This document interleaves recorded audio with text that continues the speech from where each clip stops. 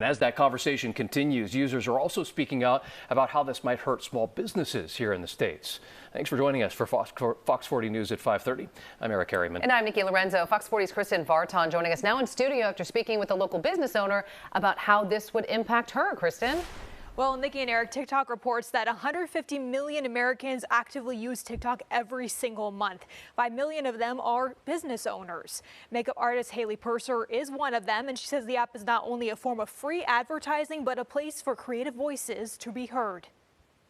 Clients that turn to friends, like I love them all so dearly. For Sacramento-based makeup artist Haley Purser, it's all about that creativity with a personal touch. My friends and my clients as well include them in my TikToks and stuff like that because everyone wants to see themselves look a little glam. When the face to makeup brush contact got taken away during the pandemic, she downloaded TikTok. Had to pay for everything to keep my business afloat while I was closed. So it's just still after it's been 3 years now.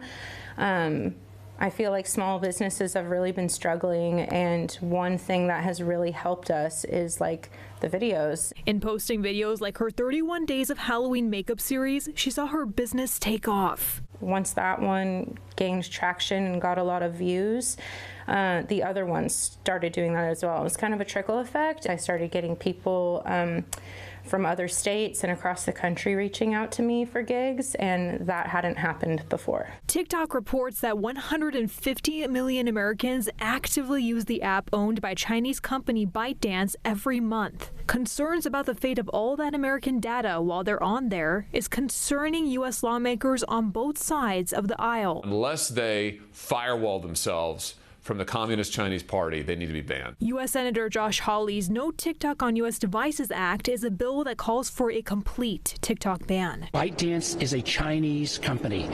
Chinese law, as of 2017, requires that every Chinese company, that their first obligation is not to their shareholders, not to their customers, but has to be to the Communist Party. Senator Mark Warner's bipartisan sponsor bill, the Restrict Act, does not name TikTok outright.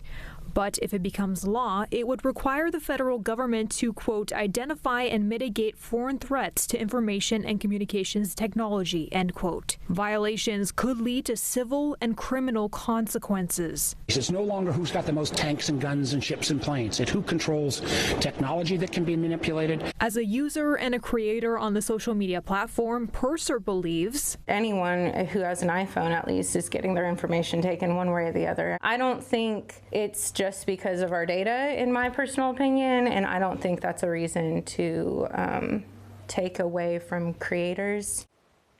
And I did reach out to TikTok directly for comment about the security concerns and the potential of a ban in the United States. Their spokesperson wrote back in part, TikTok has taken unprecedented actions to address national security concerns by securing U.S. user data on U.S. soil.